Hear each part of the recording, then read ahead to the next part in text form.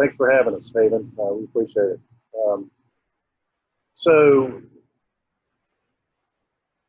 I graduated UofSC as an electrical engineer. I got into the HVAC business and selling applied mechanical equipment. I deal with people like consulting engineers and architects and contractors. So a particular architect became an acquaintance and a friend, and he is my business partner now. So the story behind Steel Hands back in the day was my architect partner, business partner, actually designed 3 or 4 breweries around the Southeast for different owners, and took an interest into how things looked and felt, and reached out to me. And of course, we both love beer, so that was a very good fit.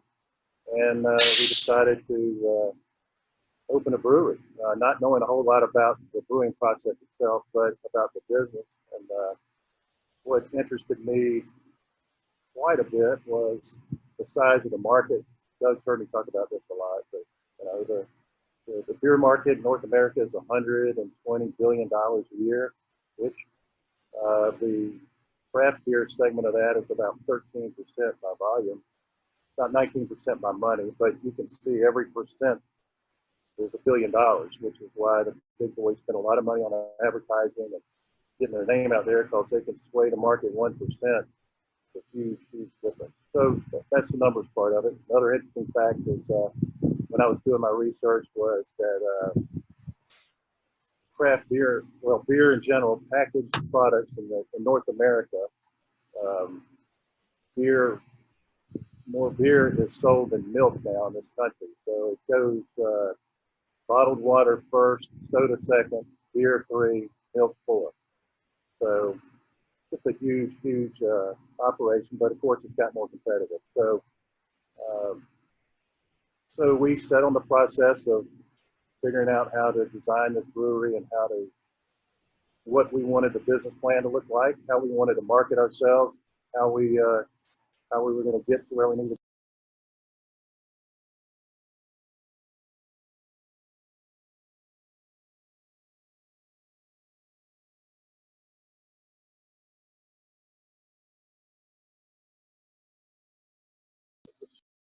We wanted to be a microbrewery, so with that came logistics, like getting distributors and having bigger equipment and having bigger processes. Another thing we found out early on was most breweries in this area had started out too small. So they had good beer, they would get it out to the market would scream for more, and they couldn't respond. So there was no volume capabilities and no consistency. So one batch would go out good, the next batch would go out so-so. So our business plan became making a consistent beer, make a more drinkable beer, we'd say more sessionable beer. So it's not like drinking a glass of wine. You can have 2 or 3 or 4 and not worry so much about it. And to get to that point, we relied on some smart people. We hired some consultants to help us out. We hired a guy out of Victoria, British Columbia, who sort of a brew master for hire type individual, helps out breweries all over the country, including the big boys. And he found us a brewmaster that's sitting beside me right now that came up with all these magical formulas and got us to where we are now. So it was a long process. It took about 2 or 3 years. It took a lot of hits along the way, like any business does. It was hard to convince some banks of what we were up to. It was hard to get the building built in a quick period of time. Fortunately, my partner's an architect, so we were better at that than most, and I sell air conditioning equipment, so we could do that fairly economically as well. So we've been in business for about 15 months now. We've had some growing pains in the fact that we've had to buy a lot more equipment than we anticipated to keep up with the market. We're canning our own product now, and we're the fermenters you see behind you are relatively new. Those are 120 barrels of fermentation each, which is 240K each, as you know it. So we can basically produce or ferment about 840 barrels of beer at a time, 1,680 cases. So I don't want to get into the weeds too much, but of course, right now we've taken a step backwards, if you will, in the tap room. We have a really large tap room that became a viable part of the business, with an outdoor area for live music. Another thing we found through our research was that it wasn't good enough to have a brewery just big vessels and everybody can see beer being made. You had to have more. You had to have almost a destination type area with live music, good food, people with their dogs outside, people with their kids outside on blankets, and that's what we created here. So it's more of a destination, if you will, definitely than a bar or restaurant. So we love that feel. We like that. We enjoy seeing all the people out here. So in a nutshell, that's fortunately, one more thing. So the COVID thing really hit a lot of us breweries very hard. We're fortunate that we do have the canning machine. For instance, yesterday we canned about 700 cases of beer by IPA, and it all went out the same day. So the grocery stores are still doing well. Convenience stores, the big box stores like Bottles and Greens. So fortunately, our business plan helped in that regard. If we were relying 100% on our tap room right now, we would probably be in trouble. We would be struggling. So we made good choices there. Getting back to the brewmaster and quality, so we hired Doug, and Doug can tell you a little bit about himself, but he's a Emory graduate, and then a UC Davis brewmaster degree. So big on quality, big on the biology of it, and consistency. So when you buy a can of coffee lager, like David has in the store, hopefully it tastes just like it did here when you had it in the tap room. That's hard to do. Doug's been able to do it so far. Doug, they're all Doug's recipes. Doug came up with all of them. We pushed them into a few beers that we like. But I can talk to him a little bit about the beer types and maybe the process. Maybe start with the process. Yeah, so brewing is a pretty cool process. What I really love about it is that you will find people who can make beer 5 gallons at a time in their garage, or obviously someone like Anheuser-Busch making millions and millions of gallons at a time. And the process really starts the same, and it's fairly similar no matter whether you walk into someone's garage or walk into large facilities. I think it really comes down to the quality and the consistency when you start getting into larger facilities. And so what attracted me to come to Steel Hands was certainly the fact that they were investing in the right equipment. Being able to brew large quantities is very important, but they also invested in having a lab on site. So we have a full lab here. We can do a ton of testing for the quality assurance, the quality control. Both sides are very important. Something that we have on site that's really interesting is a centrifuge. So rather than filter our beer, which can do a great job clarifying, but will also introduce oxygen, we use a centrifuge, which will spin the beer very quickly to remove the sediment, but it avoids any oxygen pickup. Even convincing them to purchase the dissolved oxygen meter, which is the same price as a brand new Honda Civic, but I run around all day just measuring where oxygen is. So I don't know if you guys have ever, gone to the store, picked up a beer, and then you crack it open and it tastes kind of like paper or cardboard or just stale in general. That's the flavor of oxygen getting into your beer. So something that's very critical for us, and part of that quality and consistency, especially at the level we're doing it, is removing all the oxygen. So we have the capability here, we have the staffing, we have the equipment. It's really kind of wonderful that we're making thousands of cases a week, and hopefully it's very consistent, high quality, because when it leaves here, we really lose control. When you come and buy a beer in the tap room, more than likely myself or one of our brewers has tasted that beer within a day. So we know that that's really high quality. We know that it's exactly what we want. We have a lot of control in our tap room. But when we put it into a can and we ship it out, it goes to a distributor. And we have a great relationship with our distributor. They do a wonderful job. but we don't control their warehouse. And then from there, it goes to a bottles or to a Circle K or to anywhere really. And again, we lose control. And from there, it goes to your home, and hopefully you're smart enough to put it in the fridge and not into your pantry for 6 months. But I don't have that control. So what I can control is the QC, the QA here, the oxygen content. Make sure that that is the best possible beer. We say it's good for 4 months. Some of the brands are actually good for 6 months, but ideally it's always at its best if you come to the tap room. So if you guys aren't familiar with the brewing process, on the basic level, it's very simple. If you want to make alcohol, you need a sugar source. What makes it beer is the fact that it comes from a grain. So we mostly use malted barley, malted wheat. If you're going to make wine, you need the grapes. If you need tequila, it's agave. But it really comes down to the sugar source that dictates what style of alcohol you're making. So we take 55-pound bags of malted barley, and we put together a recipe that includes a lot of sugar from the malted barley and a lot of flavor from roasting the malted barley. So if you have ever had a stout and it kind of tastes like chocolate, it doesn't necessarily mean that they put chocolate into that beer. More likely that roasted the sugars that were in that grain kind of give that chocolate-like consistency. Same thing with caramels or honeys and biscuits. And so we can get all those flavors by roasting the malted barley different ways, different moisture contents. And then just like a chef would in a kitchen, we kind of blend them all together to make the flavor profile we're looking for. And that kind of starts the brewing process. From there, it all gets ground up, soaked in water. Hot water absorbs all the sugar and the flavor out of it. We'll then separate the sugar water from that grain and start boiling that sugar water. This is when we'll add hops. So, you kind of start with that sugar water from the grain. You add hops. The longer a hop boils, the more bitter it gets.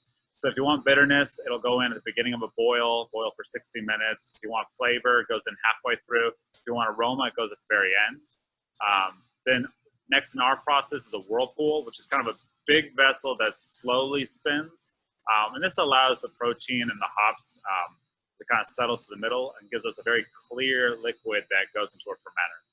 And this is all called hot side. And this is actually what the brewers, when they say they're brewing a beer, this is what they're doing. And it only takes about 6 hours. So we can brew a beer in 6 hours, but really it's just making the sugar water with hops. Once it goes into the fermenter, the yeast is going to do all the rest of the work. So the fermenters, like you can see behind me, they have that cone on the bottom. The cone is where the yeast is stored. The yeast is going to start eating that sugar. It takes from 1 to 2 weeks to eat the sugar and create the alcohol. After it's done fermenting, meaning the sugar's been fermented into alcohol, then we'll turn the temperature down to about 32. We'll let it condition there for about a week. And then it goes to the centrifuge where it's going to get clarified. And then eventually to packaging. We have the ability to do kegs. We have the ability to do cans. Right now we're producing about 1,000 cases and cans a week, along with the kegs to keep the tap room and the bars going. Not so many for the bars right now. Not so many, in general.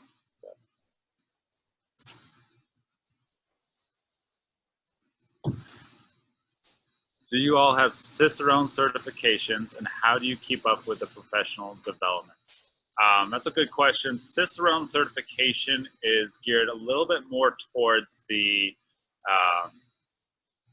bartenders, towards the customer experience. So my certification is through the Institute of Brewing and Distilling, a certified master brewer through there. So that was my base education. And from a professional level, I'm part of both the Brewers Association and the Master Brewers Association. So specifically, the Master Brewers Association puts on quarterly seminars that I attend. They have technical meetings that come out once a year. They put a big conference together where I go to look at all the technical. But the brewing community is pretty tight-knit. Even though there's a little over 8,000 breweries, we all know each other, and so it's pretty tight-knit on the scientific side, and we're always sharing data. We have websites just for us where we can share a ton of data.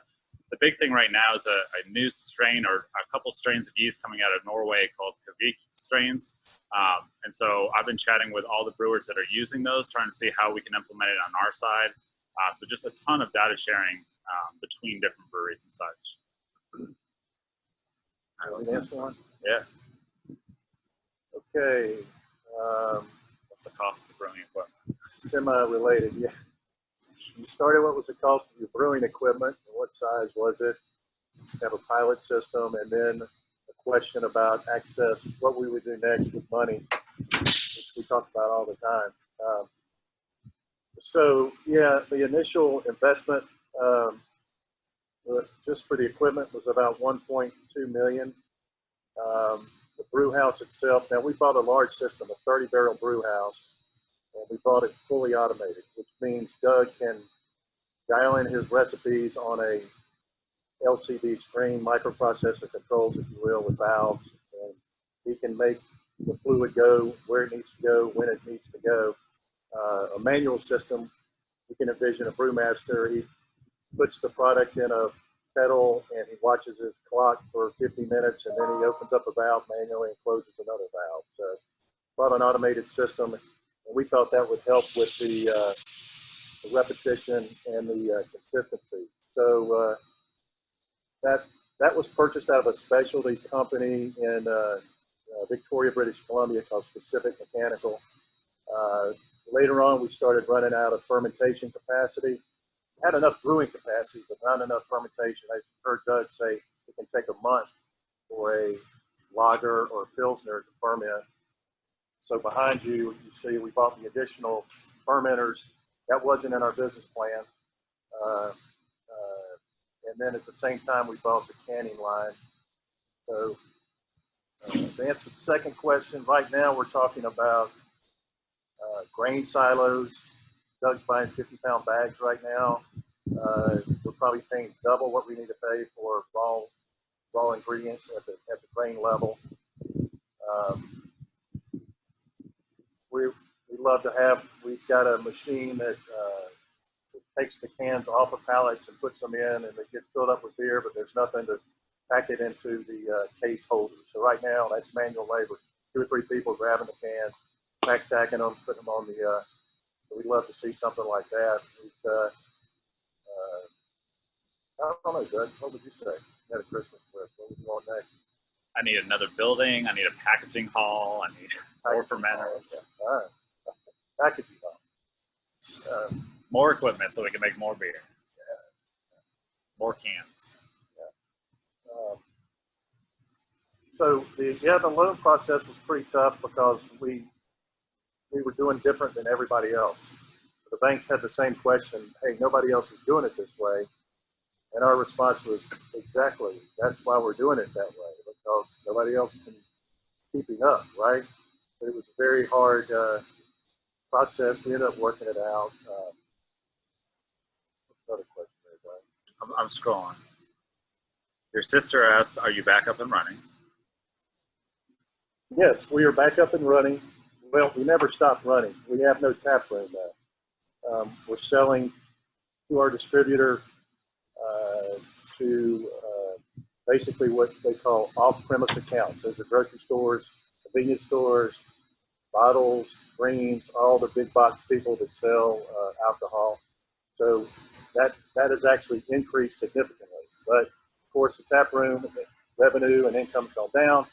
But now we're selling cases of beer directly out of the tap room, which we normally don't do, and we're discounting them, and we're very fortunate. We've sold a couple thousand cases of beer since I think tap room's been closed. So we're one of the few that we're able to maintain. And that would be in the tap room. You answered that question about retail. I see something from Blake Anderson. No Blake Edwards. Coffee Logger is amazing. Thanks.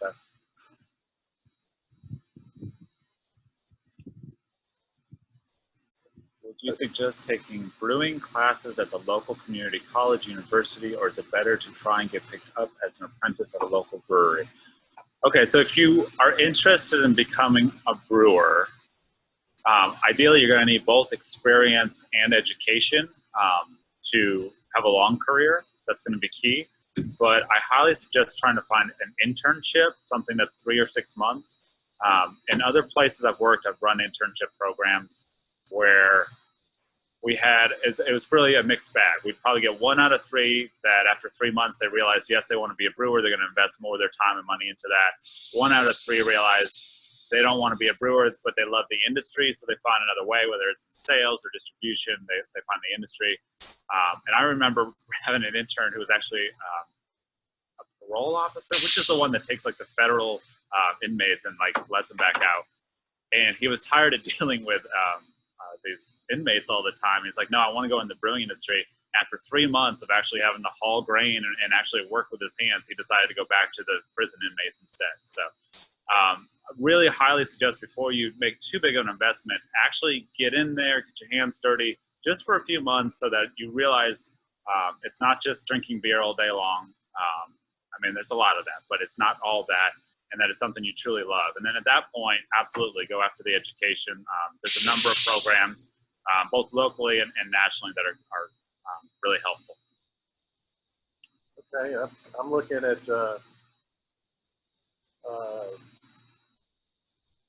curious about our 5 to 10 year future aspirations, and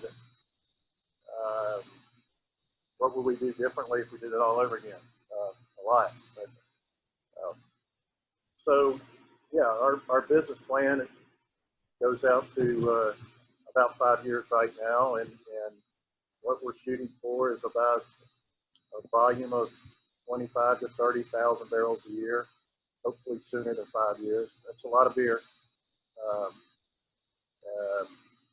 And having distribution points in North Carolina, Georgia, Florida, etc., maybe opening up a couple remote tap rooms. That seems to be a big deal.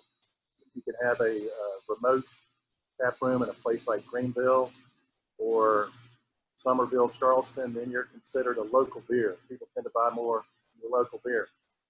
So there might end up being a Steel Hands upstate at some point in time. So we definitely want to grow. I guess the big cheese, the big one of every owner, if you will. I hate to say this in front of Doug, but you know, usually when a craft brewery gets to about 20 or 30,000 barrels a year, somebody like Coors or Budweiser comes in, Anheuser-Busch, and wants to purchase them because they want to own the market, right, all the way down. So you've got to be big enough to get their attention. So that would be like the lottery. But in the meantime, we want to grow the business. We're employing now. Right before the virus hit, we were employing about 36 people. Our business plan was only about 15 or 16 to this point, so we were growing very quickly. We were employing a lot of people. We were keeping a lot of people good paying jobs, and that's really what it's all about. We're doing a lot of things with the community. We do a lot of, obviously when you have a brewery, a lot of people want to have meetings out here and events out here, and a lot of nonprofits do. So we try to pick maybe 1 or 2 a month where we can have the Leukemia Society can have an event out here and we don't charge for it, or the police. Maybe that's a bad example, but there's just a ton of people that need help. They'd love to have their events at breweries. That's helped us out. And actually, special events in general, we've actually had a couple get married out here under a tent. We met here. We've had wedding receptions. We've had business meetings. We've had just a whole host of special events when days were closed. That was a little long-winded. I think my favorite nonprofit's been Habitat for Humanity. So they came out here and did a fundraiser to help raise funds, which was a lot of fun. But they also had a build here just about a block away. And this is how you know you're working with good people. I mean, I've done builds with other companies and you get 10, 20% participation. I think we had like 80% of our staff show up to help build, spend the day of building the Habitat for Humanity house here in Casey. So that means you're working with good people, that you're in a good place. That's where you want to be. Yeah, and I see some questions about competition and capacity type issues or questions, which is good. So in general, I'm a believer in the Columbia market right now. It's not saturated, and the more craft breweries that are out there, the better. Because people can make a day of it, visit several of them. They can choose which ones they like. So I'm of the opinion the more the merrier right now. There's a couple on the horizon right now. I think a pretty big one in West Columbia. Savage Brewing, yeah. They're going to have a nice facility, but they're just now coming out of the ground, so it'll be a while. But throw another loan question too. So our capacity. So I think right now we can do about 12,000 barrels without changing anything. We're probably on a 4,000 barrel pace this year. 6,000. All right, good answer. 6,000. Yeah, so we have plenty of capacity. That was our plan all along. And that's good to hear. But 6 is like the magic number in our world. Take one. Somebody asked if you're LLC, C Corp, S Corp. Oh, okay. Yeah, we're just a plain old LLC.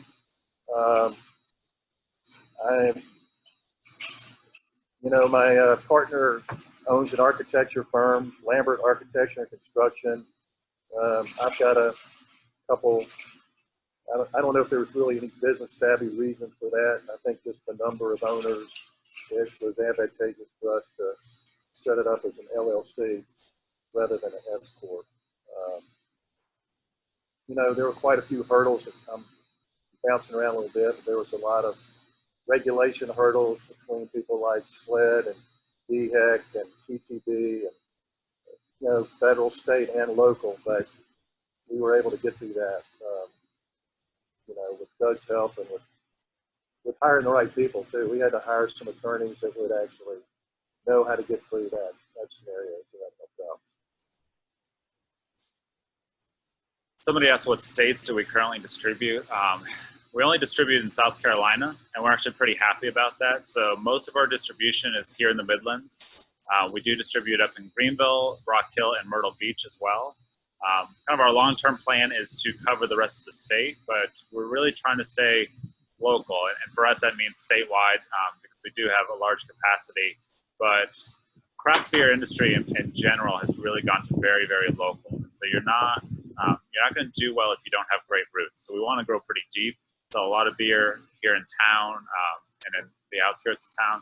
But we really want to really focus on the people that live around us, that support us, that we live with and work with. We don't want to try and be a national brewery. I don't think that's the right aim. Yeah, we want to sell a lot of beer, but we want to sell it to the people that we work with and we live with. And for us, that's the state of South Carolina.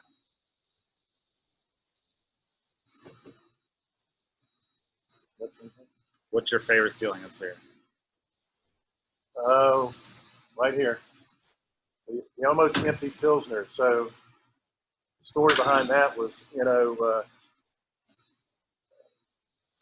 Pilsner to me is a clean, crisp. There's no fruity flavor. There's no coffee flavor. There's no raspberry flavor. It's just sort of traditional beer like the Germans had. So I was always a Pilsner fan, so I was riding Doug from the get-go. You got to make a Pilsner. You got to make a Pilsner. And it's doing okay in the market. The coffee lager and the tropical IPA pretty much dwarf everything else. Those are the two biggest sellers. But Pilsner, and I've become a fan of our pecan brown ale. I don't know if you've had that yet, but I thought it'd be too sweet for me. So Doug bought some pecans from the largest pecan farm in South Carolina, in Cameron, South Carolina, outside Orangeburg. So he buys huge amounts of pecans. He puts them in the oven himself. He roasts them, and then he puts them on the beer in the brewing process. So that's been a pretty cool beer. And our coffee lager has a story as well. Not just fan, but coffee. We buy it from Loveland Coffee, who's a small guy in Irmo, and we probably quadrupled his business buying coffee extract from him because Doug puts gallons and gallons of it in every batch. I'm not sure how much. But good question. Pilsner for that one. Yeah, so there was a question about how we chose the styles. And so when I came on board here, Scott and Darryl were big Pilsner fans. And so it's probably the only one they kind of pressured me to make. A lot of times you go into a brewery and the brewmaster kind of has an ego and wants to make what he wants to make, and that's all he wants to do. But we have to remember that we're a business, and we're a fairly large business. So we have to look at it more from the marketing. So with the consultants, with Scott and Darryl and myself, we kind of looked at what's the brand we're trying to be. So they talked about really being that accessible, drinkable. You get off of work, you want to have a couple of beers, before with dinner. Like we want to be that beer. Some people make great double IPAs. They make sour beers. They make crazy Belgian and saison stuff. And for our core supply, that's not what we're looking for. We want the lager, the Pilsner, something that you recognize. And so with their vision and then working as a team, we kind of looked at what the market was saying. And that's really where coffee lager came from. Coffee stouts have been very popular. People were very familiar with that. We wanted something more accessible. A coffee stout, especially here in South Carolina, is only drinkable one month out of the year. But being such a warm state, I think a lager, that lighter, easier drinking offering, made a lot more sense. So we work as a team to figure out what styles we want to go after, and then myself and my team work on how to brew that to the best of our abilities. So that's kind of how we make the decisions on that. But the Pilsner is really just for the owners. That's why that came about. Did you answer the laws of the out-of-state question? Why we're not going out there, or the laws? Or just to export out-of-state? We can sell out of state. It's not particularly difficult. The way the brewing industry works, there's 3 tiers. So we're the manufacturer, the middle tier is the distributor, and then the 3rd tier is your retailer. And that can be your grocery store, your bar, your convenience store, whoever. Some states allow a manufacturer, so the brewery, to also distribute, but that would only ever be their home state, and South Carolina is not one of them. So if we ever go into another state, the biggest key is to sign that middle tier, that distributor. So if we chose to go, I think someone said they wanted us down in Atlanta, we'd have to go find a distributor in Atlanta, discuss their portfolio with our goals, make sure that we're a good partnership, because it ends up becoming quite a business partnership at that level. And then you can start shipping across. It really doesn't get too complicated until you go out of country. Then it gets much more complicated, but crossing state lines, really it's just about signing another distributor to help in that area. Now, I will add, it is a little tricky. Every area, for instance, there's 5 different distributors in South Carolina. Even though they do the same thing, there are 5 different ownerships, 5 different views of the business, 5 different contracts to negotiate. So every time we go into another territory, we've got to negotiate yet another contract, and they all vary. So the distributors will help us out initially with marketing funds and with, doing interesting things like buying billboards and putting their names on our names on their trucks, and it's all sort of a back and forth negotiation. How much they're going to do, how much we do for them. We supply glasses to them. We have to buy the tap handles that go into the bars and so forth. Actually, we split those for the most part. And we have to buy all the kegs that go into all the bars and restaurants. So that's a big deal. Looks like you're smiling. Well, somebody asked, what recipe did you try that bombed? I remember the first time I actually got to write a recipe. So you come out of college and you get your first job. And of course, there's guys that have been in the industry a long time, and they like to just laugh at you and hate you, and that's fine. And so I finally got my chance. I'd been there a few months. Like, all right, you get to write your own recipe, you get to brew. And it was supposed to be kind of a golden, easy drinking lager. And it ended up tasting fine, but it came out brown and tasting just like an oatmeal cookie. And so they were just laughing at me. They're like, check my recipe, make sure it's okay. And they're like, oh, that's fine. Maybe add some more chocolate malt, some more of this. It'll be fine, Yeah, so the very first one. I think the second one I did, I told you earlier, the brew process is supposed to take 6 hours. The second one I did, again, the beer ended up fine, but it took 13 hours because it's called stuck mash. Instead of allowing that sugar water to come off the grain, it turned into a giant bowl of oatmeal. If you ever made oatmeal at home and then you let it sit out, it turns into that kind of gelatinous blob. That happened, but on like 1,000-pound level. And so it took me 13 hours to get that thing processed. So definitely early on, there's some swings and misses. I've been doing this for 12 or 13 years now professionally. So we have a lot less of those swings and misses. Right now, it's more about honing in that consistency, making sure that it tastes the same batch to batch, but also same when you drink it here is when you pick up a 6-pack, or if you're at your local bar. We want to make sure it tastes the same everywhere you go. Okay, will lime lager ever be canned? What is the deciding factor in what hits the open market? A lot of guesswork, right? So the lime is a very, very popular beer in the tap room. I think to a lot of people almost tastes like a sour in a way. Not sure if that's going to hit the rotation. We sort of watch what happens in the tap room and use that as a gauge. And obviously in the tap room initially, the coffee lager and the tropical IPA, a typical weekend we would pour 4,000 pints, and probably 2,400 of those pints were just those two beers, the coffee and the tropical. So to answer your question, we sort of see what's going on in the tap room. We try to gauge interest in the product, and if all of a sudden, for instance, the pecan brown ale was supposed to be a fall beer only, seasonal, and when we sent it to the distributor, it started selling a lot quicker than we thought it would, and we got a lot of great reviews about it, so we decided to put it in the full rotation. So our plan, to answer your question, our plan is put seasonal beers out there when we can and see if they stick. It's a little bit of a challenge because sometimes it takes, we'll put out a seasonal beer for 3 months. Well, it takes 10 weeks before people really figure it out and start drinking a lot of it, which is when we're stopping it. We're stopping brewing it. So it's a little bit of a challenge. So we do the seasonals, get it out there, see what's popular, see what goes on in the tap room, talk to people. And just like you, people are always saying, why don't you can the Imperial IPA? That was a big hit. We watch it, and we rely on our distributor a lot too, because he's got his fingers on the pulse. He knows the market better than we do, because he's got people out there. They have people out there every day in bars, and restaurants, and stores talking to people. I think one thing to understand, so we can do a lot of creative things in our tap room, make kegs for that. And a lot of times we can send a few kegs to our distributor to send out to other bars.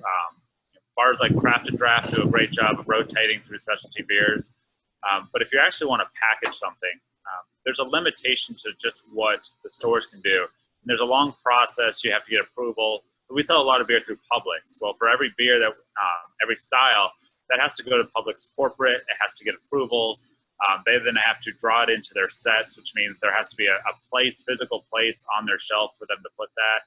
And here locally, we're very fortunate to get 5 or 6 placements, but they're not going to give you an unlimited amount of placements. So I can't make 20 beers, put them all into a can, and have them all on the shelf. So we know that locally we'll get 5 or 6 placements, and that as we go to, say, a Greenville or Myrtle Beach, it's probably more 3 or 4. And so, part of us definitely wants to put every beer into a can, but we also have to realize that they won't all get shelf placement. So, yeah, we want to take Lime Gold and put that into a can, but which one are we willing to pull off the shelf to put that on the shelf? Because ultimately you can't have them all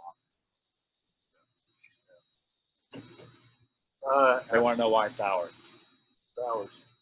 You want to talk about sours? No, that's only why not sours. Oh, I'll let Doug answer that after this. So, I'm seeing it's about our facility from Pillsbury, Asheville, Sierra Nevada, etc. So, yeah, part of the story back when we had all this time trying to figure out what we were going to do, we did a lot of research, Scott and I did. Because of my business, I travel a lot. I could a lot of times take the architect with me to these business meetings. So we went to a lot of breweries in a lot of places: Kansas City, Milwaukee, Atlanta, Tampa, Asheville. So yeah, we went to a lot of breweries. That's where we sort of picked up on this theme about making it a destination rather than a bar or a restaurant. And we love Sierra Nevada, but they spent about $450 million on their facility. So they're a little bit ahead of us there. You want to talk about the sours? Yeah, so we get a lot of questions about sours. someone just asked, is it in our plan? Someone asked how difficult it is. Sours are a whole category on their own. So another thing, there's well over 100 styles of beer. We have no intention on making all 100 styles. I think the vision we have is definitely more of the easy drinking, the lagers and the ales. So it's really not in our branding and what we're trying to do. As far as how difficult they are, that really ranges. There are some simple sours, and there are some very difficult ones. Anything that uses Brettanomyces can take multiple years. Very slow acting yeast that creates very distinct flavors that, in the wrong proportions, can be off-putting. Or you can use lactobacillus, which honestly can be done in a kettle. You can knock out that beer in about a week. But like I said before, oxygen is the key. So the worst thing you can do to a sour is allow oxygen to get in. So lactobacillus is what's going to make your Berliner Weiss or your Gozas. And the difference between that clean, crisp, tart, kind of lemony flavor that you get from those and blue cheese is oxygen. So if you allow oxygen at any point during the process, you'll completely ruin that. But for us, yeah, it's not really part of our what our goals are with this brewery. We want to stick, we love our lager and our Pilsner, the coffee lager. We may make a few more IPAs because the market demands, but I think the Lime Golden is the best we're going to do on sours for now. Someone else asked about gluten-free. So something that's very important, you have to understand there's a difference between the gluten-free and the gluten-reduced. Gluten-free, you started with all ingredients that never had gluten to begin with. Gluten-reduced means you had gluten at one point and you used an enzyme to break it down. So gluten-reduced, we can do very easily. We actually have been doing trials on turning our Golden into it. And at some point I'll release when I'm confident that everything is gluten-reduced. That it's literally gluten just gets broken down by an enzyme. It helps clarify it as well. So that's a very simple thing to do. If you have gluten allergies, that tends to be fine. I'm not a doctor, so don't take that for word. But if you're a true celiac, not just a gluten allergy, but a true celiac, I'd stay away from that and stick to the gluten-free. That means you had to start with ingredients that never had gluten. So no barley, no wheat. You have to use typically sorghum, rice, maltodextrin, and then you also need a clean facility. So we can clean our brewing equipment, but the one area that actually would be difficult is the mill. So we have a mill and an auger that crush all the grain. And for us to 100% remove all bits of the previous grain, therefore removing all the gluten, would be incredibly difficult. So you're better off going to somebody that does this as a specialty. And New Planet is probably the best one out there for completely gluten-free. Not gluten-reduced, but completely gluten-free. So if you're celiac, stick to New Planet. That's probably the most trustworthy brand out there. Okay, I'm looking at what drew you to our site in Casey. Very interesting story as well, because we sit on a site that was a recycling facility that burned down. And it cost the city of Casey $1 million. Doug's going to get me another beer. Great thing. It cost the city of Casey $1 million to put the fire out, and the owner couldn't pay it, so he basically said, here, you can have the land, and he left. So it was vacant over here. We looked at some sites in Columbia. Things might have changed, but back in those times, the city of Columbia was a lot of hurdles to overcome. I had a business associate out here that had heard through the grapevine that the city of Casey wanted a brewery really bad. So we met with the mayor of Casey, and we met with the city manager of Casey, and they were very like, okay, we're tired of people going across the river and having a good time and coming back home. We want people to come across the river to Casey. So they basically sold us this property for, quite frankly, next to nothing. They brought in a lift station for us. That helped us out significantly, but they really wanted to have a destination point here. And they actually envisioned this little alleyway over here on Frank Street and Casey as eventually hopefully being like a Noda in Charlotte, with some art galleries, bars, restaurants, with maybe Steel Hands being the anchor at one end and Henry's at the other end. So, that was a fun story, and that was so to answer the question, Casey really reached out to us and made our life easy. Lime Golden, or was it a no-brainer for the? Yeah, I don't know if it was a no-brainer. I just thought that, and of course I didn't know at the time how much easier it was to make ales than it was lagers. Doug hadn't informed me of that, but I think it was one of those. If you go to most breweries, you'll see 8 or 9 different ales and maybe one other beer. And I always notice that. There were ales everywhere. It's hard to find a lager or pilsner. Now I know why. It takes twice as long to ferment. It's a little bit more unforgiving. Uh, so we had to work on it, but that was always the plan. I think it goes back to what Doug was talking about, the more drinkable beers, more sessionable beers, and we wound up with the lager. How do we come up with a can? All right. Well, she's walking around here sometime. Let me see if I made that. So all of our logos, all of our signs, all of our marketing is Ashley Lambert, and I would say this is another thing we've done different than a lot of small craft breweries is we have a full-time marketing person and we have a full-time salesperson. A lot of the other breweries, they rely on their distributor to do all the sales for them. And, you know, we figured out in short order that our distributor also sells Bud Light and Michelob Ultra, et cetera. That's where their bread's buttered. That's where their focus is. So we've got to have somebody to stay in front of them, to get our product out there, to go to the customers and let the distributor know they need more product. But we've got a very good marketing person who came up with all those logos. My partner Scott came up with the Steel Hands theme, if you will. You know, hardworking people and with a grassroots, local feel. And if you come to the brewery, you'll see, you'll see rebarb steel for a footrest at the bar. You'll see a poured concrete bar. You'll see rusted sheet metal walls. You'll see wood ceilings. So there's a lot of that steel theme that goes on throughout everything we do. Why did you decide to do brunch? Why did we decide to do brunch? Well, we struggled with food. Neither one of us had been in the food business before. Didn't know about restaurant operations very much.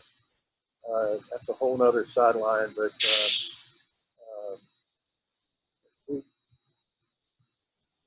we were basically trying to grow our food revenue so to be a little bit more profitable. And so most people think brunch is more profitable than other times because there's a lot of, eggs and cheese and so forth. Maybe it's more profitable than buying a steak.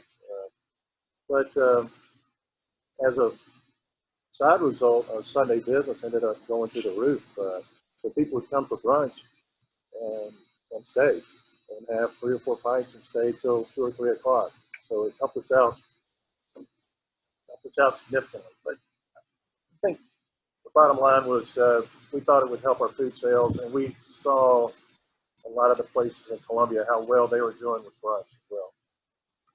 I think there was a second part to that is after making it through the first year, we started looking at what do we do well and what do we want to focus on in the future. And we're really proud of the coffee lager, and we wanted to start putting more emphasis on that. And I think the brunch really worked well. So while we're looking at how to expand the food side, at the same time, we're trying to figure out how to double down on the coffee lager. And to me, it's the perfect brunch beer. Mimosas work out pretty well, but I think a coffee lager is a little bit even better. And so we're coffee bar. And so part of that marketing conversation along with the business conversation, and then out of that, it's pretty gimmicky, but it was kind of fun. We found all those flavorings that you'd put in your normal coffee. If you ever went to a normal coffee bar, you get a black cup of coffee and then you add, a shot of hazelnut or a shot of chocolate or a shot of anything, and you can put some whipped cream on it and some sprinkles. And we figured, why couldn't we do that with our beer? And so we had some fun. If you ever come to our brunch, you'll get to do the coffee bar. have the full experience. It doesn't cost any extra. It's just a little bit fun, and it's a way for us to really highlight the coffee lager that has become the flagship. And somebody asked why focus on the coffee lager? Why is that your flagship? It started out with a team, our team looking at it from a marketing standpoint, thinking it would be good, but ultimately it's all about feedback. We put these beers out there, and if they sell, then great, and if they don't, then you move another direction. But the coffee lager has always been either one or two in the tap room, one or two selling it in kegs, and one or two in the cans, with IPA being the other. So those two really are, 1A and 1B, and they drive most of what we're doing here. So the sales really kind of speak to that. Somebody likes the hush puppies. Yeah, I do too. Do you think we got them all? Ship on its fate. Not yet. We're not allowed to ship directly to people.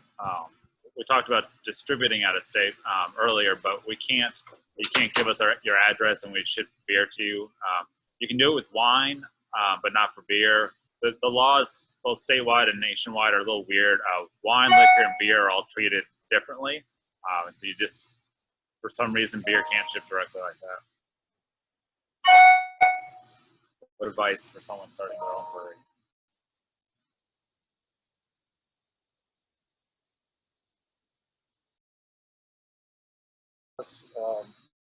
You really need to come up with a business plan.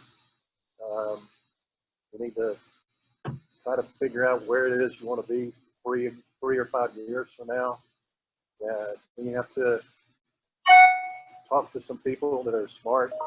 What we did. Sometimes you might have to hire them. There's plenty of consultants out there that just do nothing but beer. And there's plenty of specialists, if you will.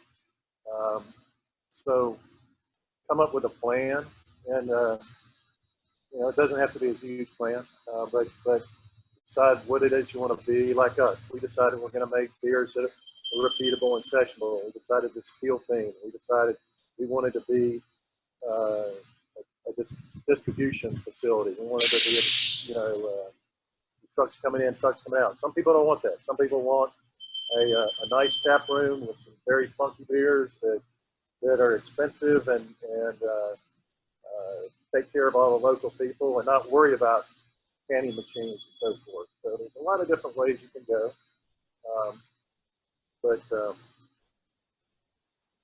That would be my advice, would be to don't be afraid to talk to people that are smarter than you are. And ask for plenty of advice, but people give advice. And actually, every brewery we went to, they knew we were opening one up. And the owners were very forthcoming. Here's what to look out for. Here's what not to do. Here's what to do. So it's seemed like a close-knit type group of people. I think they're kicking us off now.